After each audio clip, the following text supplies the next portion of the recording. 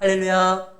하나님의 은혜가 우리 가운데 함께하기를 예수의 이름으로 축원합니다. 우리 함께 인사하겠습니다. 반갑습니다. 환영합니다. 축복합니다. 사랑합니다. 만약에 사람이요 죽지 않는다고 하면, 그렇다고 하면 여러 문제가 해결될 것 같아요. 굳이 먹고 사는데 애쓰지 않아도 될 것 같아요. 안 먹어도 죽지 않으면 뭘 입어요? 뭘 먹어요? 밖에 나가서 추운 겨울날 노숙한다 할지라도 얼어 죽지 않는다고 하면 굳이 집을 장만할 필요가 있을까? 죽지 않으면요, 뭐 보험 들 필요도 없을 것 같고. 그런데 이 죽음이 우리 가운데는 분명히 오잖아요. 죽음의 문제가 해결되면 참 좋겠는데 죽음은 우리 가운데 반드시 옵니다. 사람들이 언제 여호와의 이름을 불렀느냐? 창세기 4장 26절에 보면 에노스라고 그 셋이 아담이 가인을 낳고 가인이 그의 동생 아벨을 죽이잖아요. 그 다음에 하나님께서 아담에게 세 번째 준 아이의 이름이 셋이에요.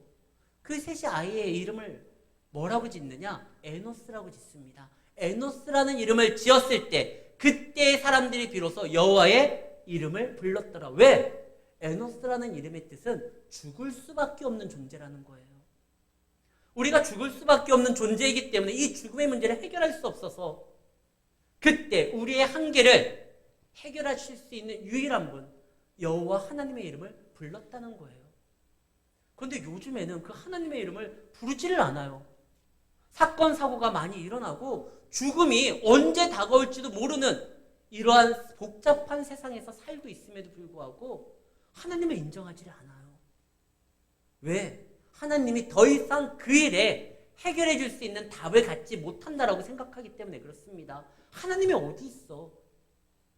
보이지도 않는 분, 하나님을 인정하지도 않고, 하나님이 혹 있다 할지라도 그건 교회 다니는 사람들이 마음의 위로를 얻기 위하여 부르는 이름이지 나하고는 상관이 없다 생각해서.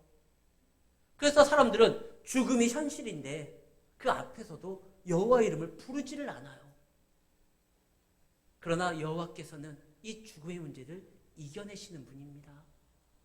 그냥 기독교인들에게만 마음의 위로를 주기 위해서 우리가 만들어낸 공허한 이름이 아니라 살아계셔서 역사하시는, 생명을 주관하시는 하나님이죠. 오늘 성경 본문에 보면 죽음 앞에 그의 삶이 무너진 한 여인이 등장을 합니다. 그 여인에게 다가가 예수님이 말씀하시죠. 울지 말라. 사랑하는 가족을 떠나보내면 마음이 너무 아파요. 다시는 이 땅에서 그를 그리울 때마다 찾아가 볼 수 없다는 생각 때문에 마음이 찢어져요. 더군다나 오늘 본문에 등장하는 이 여인은요, 남편이 없어요. 오직 한 아들밖에 없는데 그 아들이 죽은 거예요. 고대근동 아시아 때는요, 여성들의 사회적 진출이 활발하지가 않습니다. 만약에 남편이 없고 아이가 없다고 하면 그는 살아갈 수 있는 방법이 없어요. 생활 전선에 뛰어들 수 있는 그런 여러 가지 장치가 이때 당시에는 없었어요. 이 여인은 아들이 죽었다는 것 때문에 마음이 무너지고, 그 다음에 앞으로 더 이상 살 소망이 없기 때문에 아들이 죽을 때 자기도 죽은 거예요. 그래서 이거는 뭐 호상이나 이런 게 아니에요. 이 장례식에 가까이 가는 것만으로도 굉장히 피하고 싶고 부담이 돼요. 예수님과 제자들이, 예수님으로 인하여 수많은 사람들이 그 애를 통하여 위로를 얻고 귀한 말씀을 듣고 병이 치료되니까 막 따라다니고 있었는데, 그러한 길에 갑자기 장례 행렬이 지나갑니다. 누구나 피하고 싶은 장례 행렬이에요. 함께 해주기도 마음이 굉장히 무거운 장례 행렬이에요. 여기를 어떻게 할까? 제자들은 피하고 싶었을 거예요. 지금 분위기 좋은데 많은 사람들이 예수님으로 인하여 기뻐하고 즐거워하고 예수님의 지지율이 한참 올라가고 있는데, 근데 저런 부담스러운 장면과 맞닥뜨리면 괜히 또 이 흐름이 끊겨질까 봐. 그래서 제자들이 참 피하고 싶다 생각할 때 예수님이요, 오히려 거기 다가가는 거예요. 예수님이 거기에 관심을 보입니다. 하나님께서는 우리의 아픔과 우리의 괴로움과 우리의 슬픔을 외면하시거나 부담스러워서 피하시는 분이 아닙니다. 그분은 그의 자녀와 함께하기를 원하고 그의 아픔과 그의 슬픔을 떠안기를 원하시는 분이에요. 이 여인이 너무 슬퍼요. 근데 예수님이 거기에 다가가서 그에게 말을 하기 시작합니다.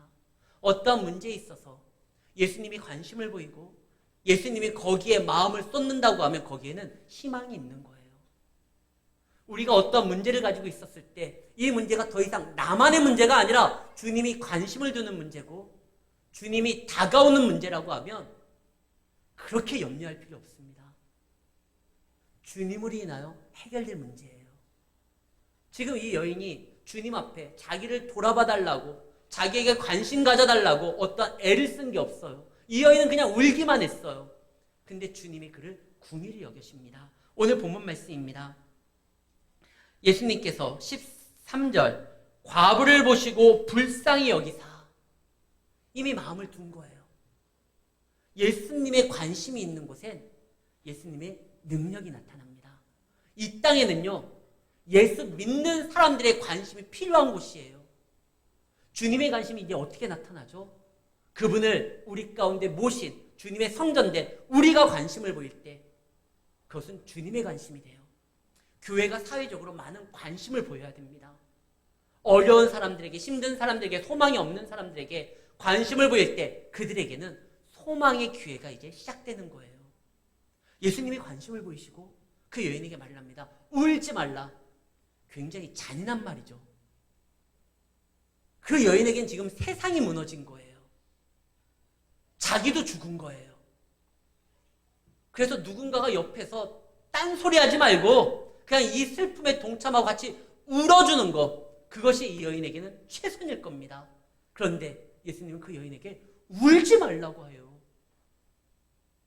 그 말은요, 그 우는 소리가 듣기 싫다, 질질 짜지 말라, 이게 아니라 울지 말라. 이 문제가 내 앞에 있는데 더 이상 울지 말라. 너무나 우는 나머지 슬픔 가운데 그 여인은 자기 앞에 쓴 자가 누군지를 몰라요. 자기에게 접근하고 자기에게 말을 건네는 자가 누구인지를 몰라요. 그러지 말고 나를 바라보고 울지 말라. 예수 믿는 사람들도 너무 슬프면요, 너무 괴로우면요, 너무 고난 가운데 있으면요, 우리 가운데 계시는 주님을 잊을 때가 있어요. 주님을 찾지 않을 때가 있어요. 고통 가운데, 근심 가운데 쌓여서 거기 파묻혀서 어떻게 해야 될지 괴로운 가운데 몸부림은 치지만 우리에게 다가오시는 주님을 몰라볼 때가 있어요. 그때 주님이 우리에게 말씀하십니다. 울지 말라. 네 앞에 선 자를 바라봐라. 우리는 어려울 때요, 힘들 때요, 주님 앞에 나아가 몸부림쳐야 돼요. 슬퍼도 그 내용 그대로 가지고 와서 주님 앞에 쏟아부어야 돼요. 괴로우면 마음을 찢으면서도 주님 앞에서 마음을 찢어야 돼요. 왜? 주님이 우리를 위로하시고 우리를 싸매주시고 우리를 세워주시기 그 목적 때문에 오셨거든요. 날씨가 너무 더워서 에어컨을 트는데 에어컨이 고장이 났어요. 그래서 수리기사가 거기 이제 방문을 합니다. 그럼 어떻게 해야 되죠? 문을 열어주고 그분을 맞이해서 이걸 고쳐야 돼요. 그 사람은 그것 때문에 온 사람이니까. 그냥 문을 잠가두고 맞이하지 아니하고 덥다고 부채질만 하면 더위가 해결되지가 않잖아요. 그 문제 때문에 온 사람인데 문을 열어줘야죠. 우리 가족 중에 누가 아파가지고 앰뷸런스를 불러서 구급대원이 오는데 그를 맞이해야지만 적절한 치료가 이루어지는 거잖아요. 예수님은 다른 목적이 아니라 이 문제 때문에 오셨어요. 우리의 아픔과 슬픔을 당신이 짊어지고 해결하기 위해서 오신 거예요. 그렇기 때문에 괴로울 때, 그렇기 때문에 고난 가운데, 슬픔 가운데 있을 때 더 주님을 찾아야 됩니다. 그분 앞에 나아가야 되는 것이죠. 이 과부는 근데 그럴 기력조차 없었어요. 여유조차 없었어요. 내 앞에 지금 누가 있는지 없는지도 모르게 있는 상황에 예수님이 궁히 여기사 그의 슬픔에서 한 음성을 듣게 만들죠. 울지 말라. 내가 서 있다. 그리고 그분이 그 아들을 살립니다. 그분은요, 우리가 풀 수 없는 문제도 풀 수 있는 분이에요. 죽음의 문제도 그에게는 더 이상 문제가 되지를 않아요. 죽음의 문제를 해결하실 수 있는 분이 다른 거는 왜 못 해결하겠어요? 예전에 제 차가 시동을 걸려고 하는데 시동이 자꾸 안 걸려요.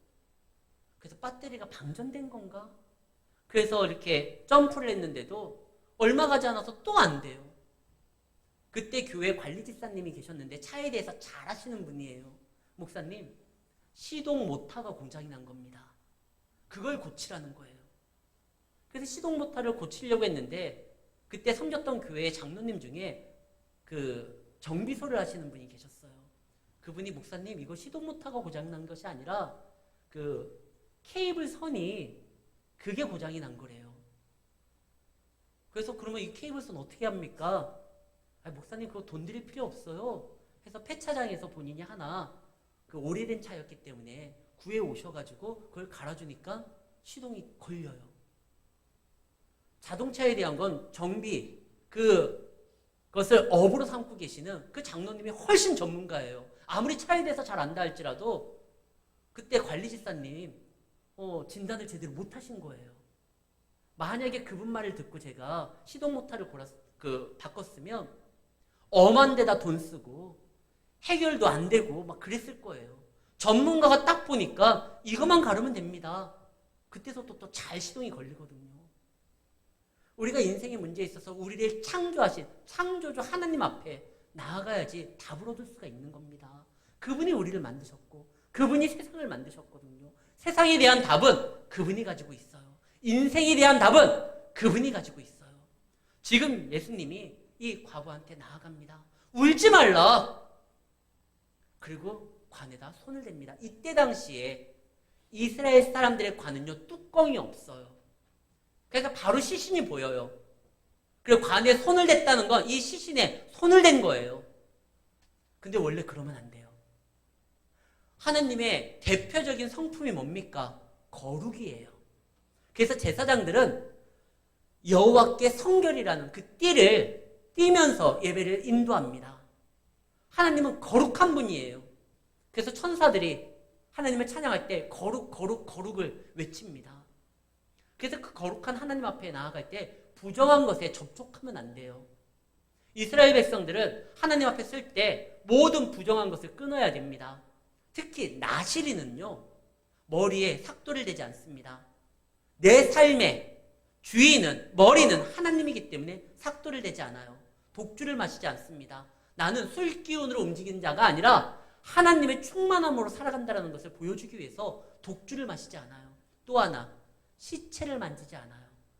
거룩한 하나님의 사람이기 때문에 부정한 것을 만지지 않는다라는 거예요. 삼손이 나시린의 언약을 깹니다. 뭘 깼죠? 다 깼어요. 마지막에 머리, 그거 마지막에 그거만 안 깼다가 깬 거지. 사실 삼손은요, 처음부터 꿀을 얻기 위해서 사자의 시체를 뒤적거렸던 적이 있잖아요. 이미 그때부터 깨진 거예요. 아무튼 나시리는 시체를, 부정한 것을 만지면 안 돼요.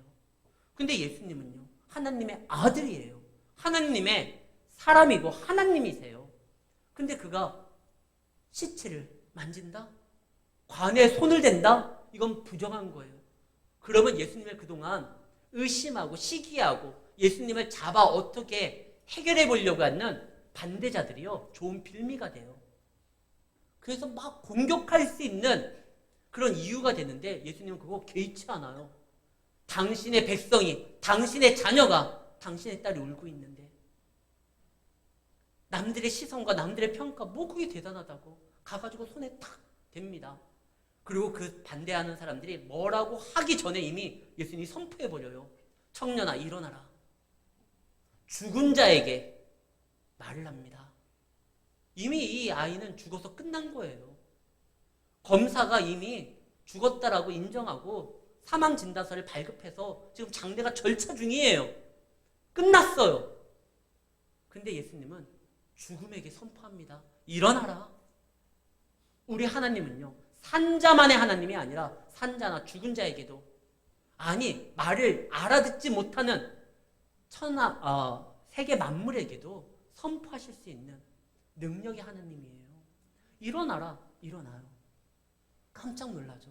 그런데요, 이 일어났는데 많은 사람들이 거기서 놀라고 하나님께 영광을 돌렸는데, 그렇다고 하면 예수님께서 장례식마다 돌면서 다 손을 대시면서 일어나라, 그럼 막 사람들이 막 일어날 거 아니에요. 그럼 놀라운 기적들이 막 일어나는 것인데, 왜 예수님은 그 다음부터 또 그러지를 않아요. 또 말씀을 전하셔요. 아니, 죽음이 우리 인생에서 가장 큰 문제 아닙니까? 그거 해결해 주려고 오셨으면 죽은 자들을 다 깨워가지고 일어나게 하면 얼마나 좋습니까? 근데 예수님은 장례식에 바로 가가지고 그러지 아니하고 다시 말씀을 전하십니다. 왜 그러냐? 우리 인생에요, 죽음보다 더 심각한 게 있어요. 더 시급한 게 있고 더 중요한 문제가 하나 있습니다. 그것이 뭐냐? 죄예요. 죄 문제가 해결되지 않은 상태에서 다시 살아나봤자 그건 복이 될 수 없어요. 하나님의 진노 가운데 있으니까요.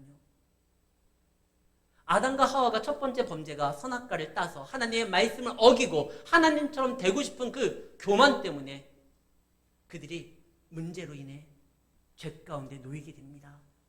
그때 하나님께서요, 동산을 지키는 어느 한 나무를 지키기 위해서 그룹 천사들과 화영검으로 보호했던 나무가 하나 있습니다. 그 나무가 뭔지 혹시 아세요? 생명나무예요. 동산 중앙에 있는 선악을 알게 하는 저 나무의 과실을 먹지 말라 명령을 했는데 아담과 하와가 먹었잖아요. 그 다음에 하나님께서 그들이 접근하지 못하고 먹지 못하도록 보호했었던 나무가 바로 생명나무예요. 왜? 그거 주기 아까워서? 아니요. 죄 문제가 해결되지 않은 상태에서 죄 가운데서 영원히 사는 거는요, 복이 될 수가 없어요. 근데 이 죄 문제만 해결되면 죽음도 복이 됩니다. 요한계시록 14장 13절 말씀입니다. 또 내가 들으니 하늘에서 음성이 나서 이르되 기록하라. 지금 이후로 주 안에서 죽는 자들은 복이 있다. 죄 문제가 해결되면요, 죽음도 복이에요. 왜? 영광된 그 하나님의 나라에서 우리가 그렇게 모시고 섬기는 그 하나님의 얼굴을 배우는 성도에게는 가장 찬란한 기쁨의 날이, 환희의 날이기 때문에 그렇습니다. 죄 문제가 해결되면요, 죽음도 복이고요. 죄 문제가 해결되면 우리가 살아가는 모든 순간이 하나님 안에서 복이 될 수가 있는 거예요. 예수님은 그 문제를 해결하러 온 거예요. 죽음, 내가 다시 살릴 수 있다. 그러나 살려서 다가 아니다. 죄 문제가 해결된 다음에 살아야 되는 것이다. 그래서 예수님이 죄 문제에 대해서 해결하기 위해 당신이 십자가에 달려 죽으시려고 하는 거예요. 그리고 그거에 대한 하나님의 마음이 무엇인지를 백성들에게 알게 하기 위해서 계속 말씀을 증거하고 선포하셨던 것입니다. 사랑하는 성도 여러분, 여러분들이 가지고 있는 그 문제, 주님 앞에 나와야지만 해결됩니다. 그리고 가장 중요한 건 이미 예수님이 우리의 죄 문제를 담당하셨습니다. 이제는 우리가요, 어떤 문제를 놓고 염려하고 근심할 필요가 없어요. 그분한테 맡기고 그분의 인도함과 그분의 도우심을 바라보면서 나아갈 때 우리는요, 분명히 지금 혹시 어려움이 있다 할지라도요, 이 어려움은 동굴이 아니에요. 성도의 어려움은 반드시 터널이기 때문에 그 어려움을 지나면 우리가 맞이할 찬란한 주님의 영광을 보게 됩니다. 믿음 잃지 마십시오. 흔들리지 마십시오. 아무리 슬프고 어려운 일이 있다 할지라도 주가 함께하는 일이라고 하면 주로 인하여 변화될 수 있고 주로 인하여 다시 우리에게 감사함으로 다가올 수가 있는 것입니다. 지금 그래서 예수님이 이 아이를 살린 다음에 엄마 품에 넘기고 다시 또 복음을 증거합니다. 많은 사람들을 맞이하면서 하나님의 나라가 어떠한 것인지를 알려줍니다. 이 모습을 보고 많은 사람들이 깜짝 놀래요. 대단하다. 하나님께 영광을 돌리자. 우리 가운데 큰 선지자가 나타났다. 16절 말씀. 큰 선지자가 우리 가운데 일어나셨다. 그들이 말하는 큰 선지자가 누구일까요? 엘리야예요. 과부의 아들을 살렸던 경험이 있었던 선지자가 엘리야와 엘리사입니다. 그러나 엘리야가 더 선생님이고 스승이고 더 능력의 사람이었거든요. 그래서 예수님의 변화산 사건 때 딱 두 사람이 예수님 옆에 쓰는데 그때 모세와 선지자의 대표 엘리야가 씁니다. 그들이 생각하기에 이제 엘리야가 왔다 생각해요. 야, 우리 이제 굉장한 일을 보게 된다. 엘리야가 보여줬던 그 기적의 역사 우리가 지금 보고 있다. 근데 그들은 잘 모르는 거예요. 엘리야가 아무리 능력의 선지자라 할지라도 그가 죄 문제를 해결하지는 못했어요. 예수님은 엘리야 정도의 분이 아니에요. 예수님은 우리의 죄를 담당하시는 분입니다. 어떻게 담당하시느냐? 우리가 죄가 있는 거 용서해준다 말로 선포하고 끝나는 분이 아니라 그 죄를 본인이 직접 지고 십자가에 가서 그 죄값을 치르신 분입니다. 그린마일이라는 영화가 있어요. 그 영화에서 보면 한 죄수가 나오는데 그 죄수의 이름이 존 커피라는 그 흑인 죄수가 있어요. 이 죄수가 누명을 쓰고 감옥에 오게 됩니다. 어떤 누명이냐? 한 아이가 죽음에 이르렀는데 그 아이를 부둥켜 안고 울부짖고 있었어요. 근데 그 아이의 범인이라고 몰려가지고 감옥에 가게 된 거예요. 근데 그 범인이 아니라 그 존 커피라는 그 흑인 죄수는요, 죄수가 아님에도 불구하고 그 아이를 살리기 위해서 몸부림치다가 그 아이를 살리지 못해가지고 그랬던 거예요. 그 영화에서 보면 근데 그 존 커피가 사람들을 치유하는 능력이 있습니다. 어떻게 치유하냐? 그에게 손을 댑니다. 그럼 손을 대면 그냥 그가 낫는 것이 아니라 그 사람의 그 질병이 이 사람 몸으로 들어와요. 그래서 자기가 그 고통을 다 경험해요. 그리고 자기 몸 안에서 그것을 해소시켜요. 그래서 낫게 하는 거예요.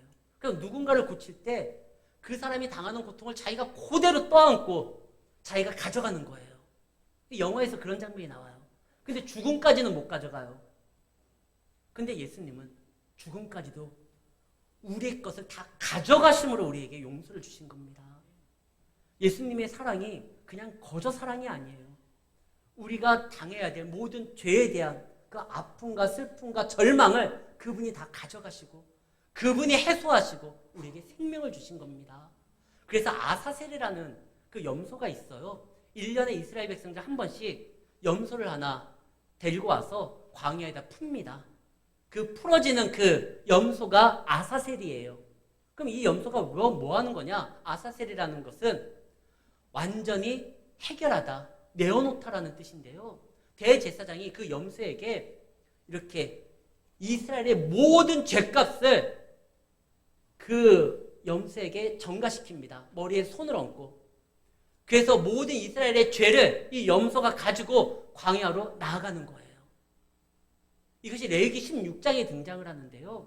이 아사셀 염소로서 하나님의 어린 양으로서 우리의 죄값을 짊어지고 오신 분이 바로 예수님이에요.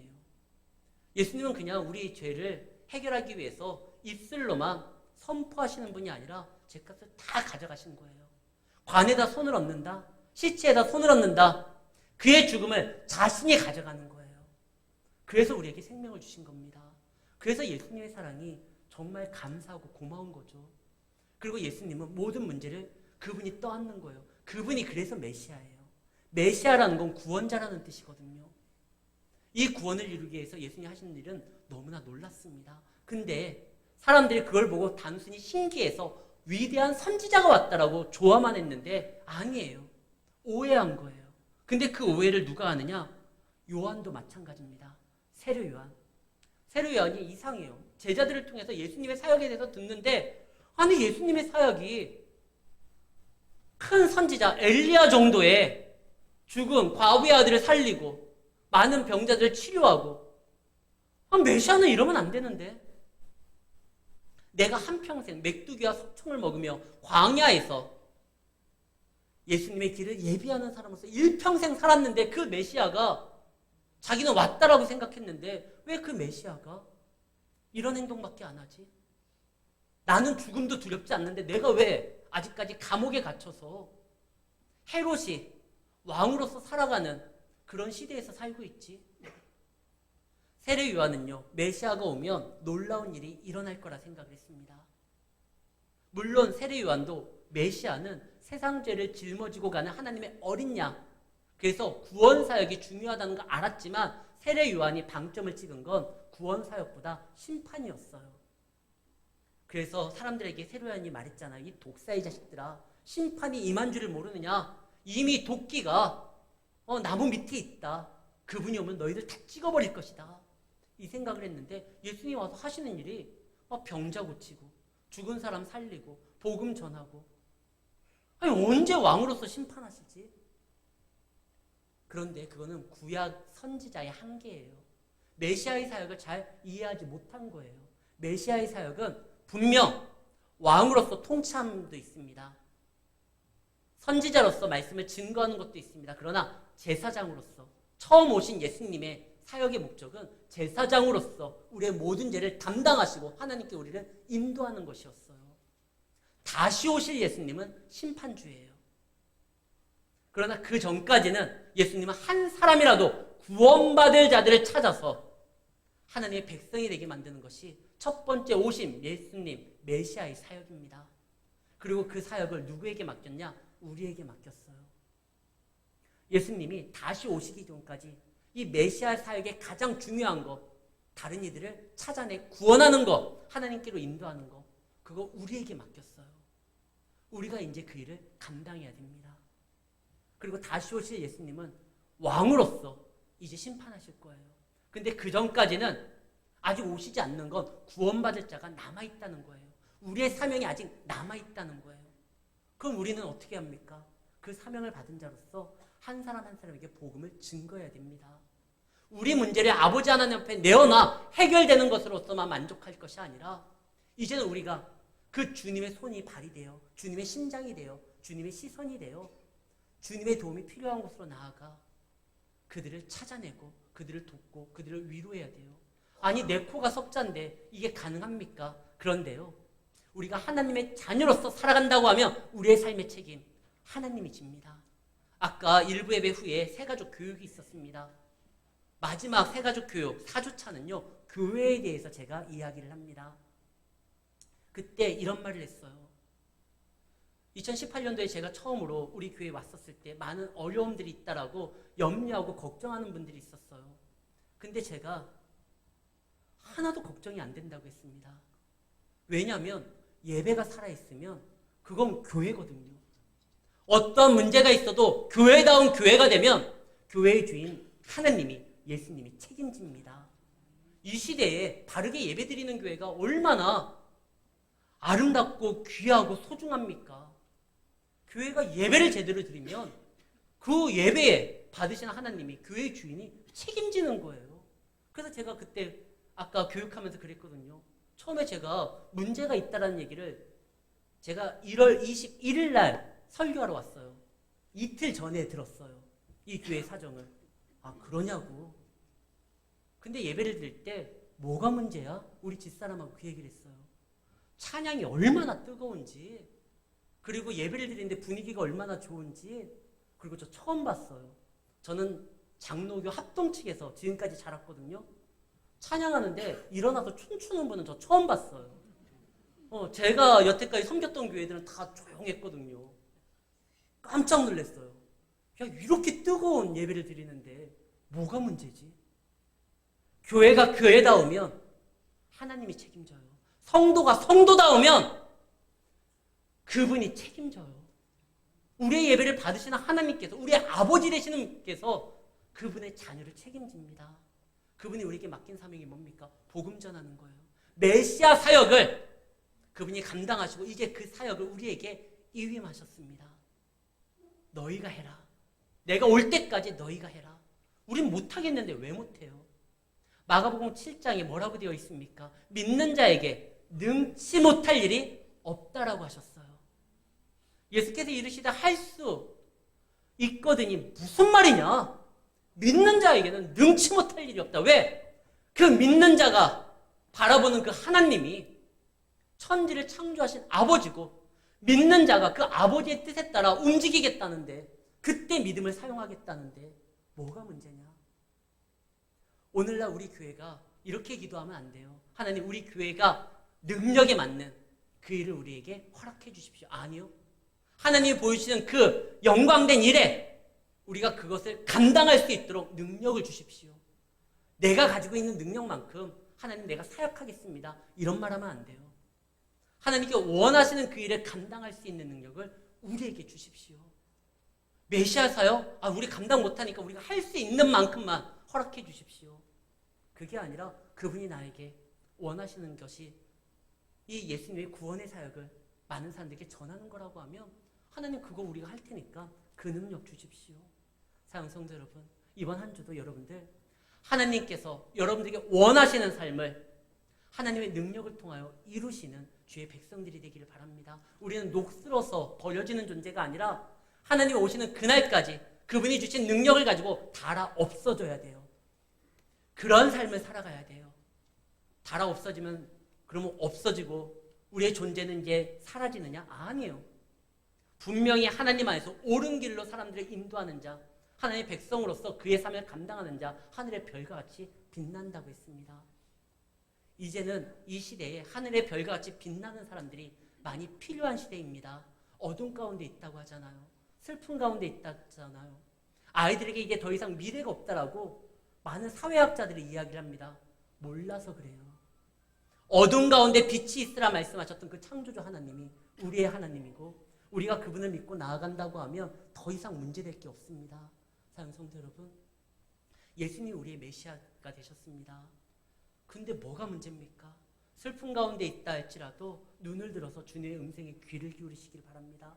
내 앞에 서신 분이 누구인지를 확인하시고 그분의 인도함 따라 나아가시길 바랍니다. 내 생각과 맞지 않는다고 해서 하나님이 당신을 기다려야 됩니까? 다시 오실 분을 우리가 또 기다려야 됩니까? 이런 말 하지 말고 그때 예수님이 뭐라고 하죠? 성경에 기록된 대로 지금 그대로 이루어지는 메시아 사역을 너희가 그대로 보고 너희 선생 요한에게 전해라.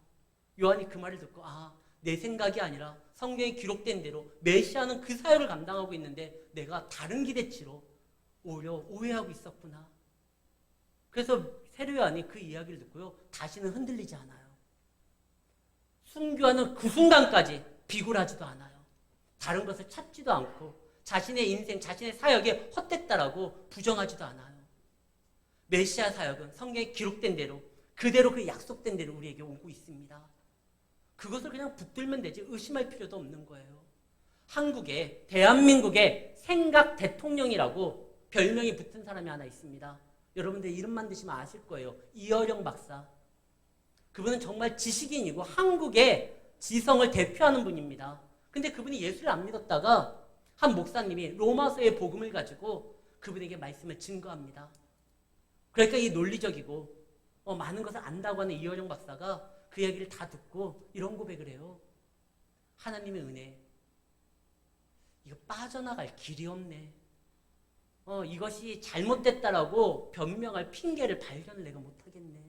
그래서 그 자리에서 세례를 받았고 믿는 사람으로서 끝까지 신앙을 지켰다라는 얘기가 있어요. 하나님의 말씀이 분명하다는 것을 우리가 알게 되었다고 하면 빠져나갈 생각하지 마십시오. 그 말을 듣고 그 말을 지킬 생각을 해야 됩니다. 그러면 그 말씀의 능력이 우리 삶 가운데 나타나 우리가 세상을 넉넉히 이길 뿐만 아니라 성도로서 살아가는 모든 신 그분 앞에서 끊임없이 받으며 살아갈 수 있다는 사실을 기억하시고 이번 한 주도 성도로서 메시아를 모시는 주의 백성으로서 살아가는 주님의 귀한 자녀들 되시기를 예수의 이름으로 축원합니다.